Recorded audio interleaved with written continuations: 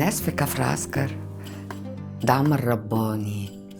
هقولك بدايتها أنا كنت رفضت الوسط الفني خالص وقاعدة في البيت، وكان بقالي حوالي 3 سنين أنا اللي رافضة في عز نجوميتي، وأنا اللي اخترت نفسي، اخترت إن أنا أصالح ما بيني وما بين نفسي. كانت روحي مش معايا، فلحد ما لقيتها واتربت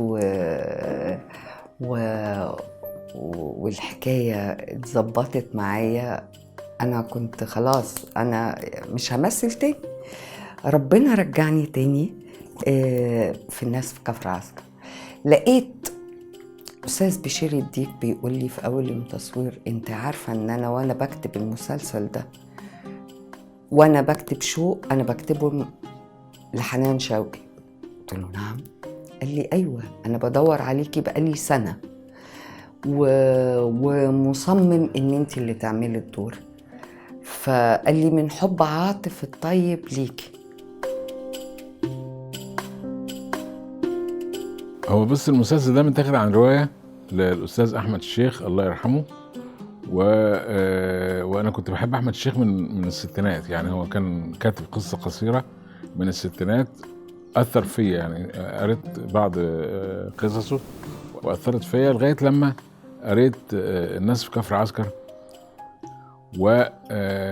وهزتني بالفعل. يعني ليه هزتني؟ لأن لقيت فيها سكة، ودي مشكلة طول الوقت موجودة عندي. يعني لقيت فيها سكة للتقديم العمل. يعني هذه السكة هي مش مذكورة في الرواية أصلا، اللي هو الصراع العربي الإسرائيلي، هذا ليس موجودا في القصة كويس. لكن أنا لقيت فيها حاجة، هذه السكة ممكن أشتغل عليها، فبدأت أشتغل على هذه السكة. إن الحكاية يعني زي ما يكون في الرواية صراع بين أسرتين على الأرض، فناس ظالمين وناس مظلومين. انا حولتها لانها صراع على الارض بين قوتين. بفهم المتفرج بيفهم جيدا انه صراع عربي اسرائيلي حول ارض فلسطين، يعني من غير ما نجيب سيرة لا اسرائيل ولا فلسطين ولا اي حاجة من هذا النوع. يعني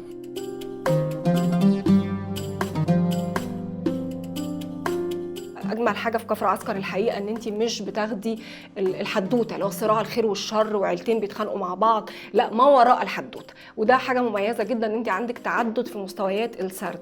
عندنا الحدوته العاديه اللي احنا شايفينها الصراع العيلتين، عيله عايزه تستولى على عيله تانية، عيله عريقه ومتاصله زي ما بنقول اصحاب الارض، وعيله اخرى تاتي لتسيطر رغم ان هم ناس ممكن تقولي مهمشين او من الهامش. ده بيحيلك، لان طبعا ما اقدرش اتجاهل وقت كتابه الروايه كان بعد 67 نكسه 67، فده بيحيلك تماما اللي حصل في فلسطين. يعني شئنا ام ابينا هتتخيلي، او فكره الوطن، اي ارض هي بتاعتك بتروح لمين او مين اللي ممكن يسيطر عليها، اللي هي القضيه الازليه اللي احنا بنتكلم فيها بقالنا عمر. وده من جمال الروايه اللي عملها احمد الشيخ. وطبعا لما يكون في سيناريست بحرفيه بشير الديك وراجل محسوب على القوميه العربيه بشكل كبير جدا، فهو كان مدرك للنواحي دي في النص.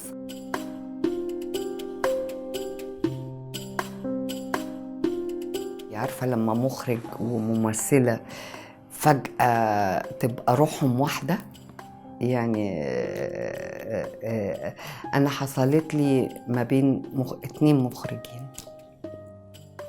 حصل لي ده مع عاطف الطيب، وحصل لي ده مع نادر جلال هو والأستاذ بشير الديك.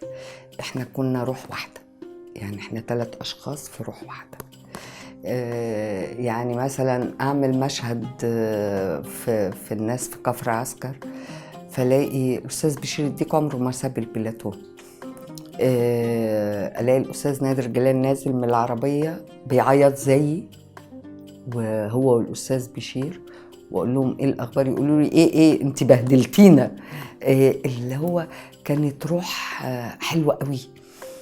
كنتش عاوزه المسلسل يخلص. وعايزه اقول لك حاجة، إحساس، شوفي شو طلعت عاملة إزاي، وإحساسي إن اللي جوايا أكتر من اللي طالع. عملت حاجه غريبه برضو ما اتعملتش كثيرا يعني، وما اعتقدش اتعمل خالص قبل كده. المسلسل كله فلاش باك، وفي 2 فويس اوفر، في 2 بيعلقوا على الاحداث. شوق، ودي من ناحيه اللي هم اللي بتمثل اسرائيل، القريه اللي بتمثل اسرائيل بتاعت فطوم، وصالح اللي بيمثل العربي يعني. فبقى الاثنين بيحكوا، بيعلقوا على الاحداث كل من وجهه نظره. يعني الحدث نفسه بيتشاف من وجهه نظر العيله دي، او من وجهه نظر الكيان ده، وبيتشاف من وجهه نظر الكيان الاخر. وبالتالي كان في تركيب شويه، كان مسلسل فيه درجه عاليه من التركيب، وكان فيه خوف ان الناس ما تستوعبش ده او ما تتفاعلش معاه. وكان المدهش ان الناس تجاوبت مع المسلسل جدا جدا جدا.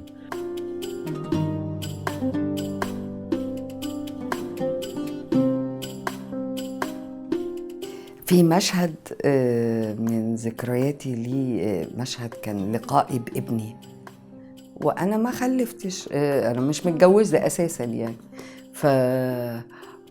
فندهت الاستاذ بشير وندهت الاستاذ نادر، قلت لهم اعمل ده ازاي؟ فقالوا لي تعملي ده ازاي يعني؟ قلت لهم ما انا مش عارفه ادخل السكه، ادخله ازاي، امثله ازاي؟ انا ما عنديش، ما حسيتش باحساس امومه، ما حسيت. فانا بسالهم صحابي فاستاذ بشير، قلت له استاذ بشير ادخله ازاي؟ قال لي بصراحه احنا مش عارف. استاذ نادر قال لي مش عارف. قلت لهم طب انا ممكن اطلب منك طلب يا استاذ نادر؟ قال لي اتفضلي. من ناس البرنسات بقى، شوفي الجمال بتاع المخرج. قلت له يعني ظبط حضرتك كاميراتك واعمل بروفات زي ما انت عاوز، بس وانس في التسجيل انا مش عارفه، انا اللي هيطلع مني مش هعرف اعيده تاني. انا في مشاهد الماستر سين وفي مشاهد ما بعرفش اعيدها، اللي بيطلع ما بعرفش اعيده، ما بعرفش. فقال لي اوكي. شخصية فطوم اللي قدمتها النجمة الكبيرة دلال عبد العزيز دي من الشخصيات اللي اقدر اقول كده هي قفلت الشخصية، لان يعني من شطارة الممثل ونجاحه ان انت ما تتخيليش حد في مكانه الا هو بس. يعني هتقولي كده مين يعمل فطوم؟ لا هي دلال. فخلاص هي هنا ابدعت ان هي تقدم الشخصية دي، وكمان بتوجيهات مخرج بنص مكتوب بحرفية عالية.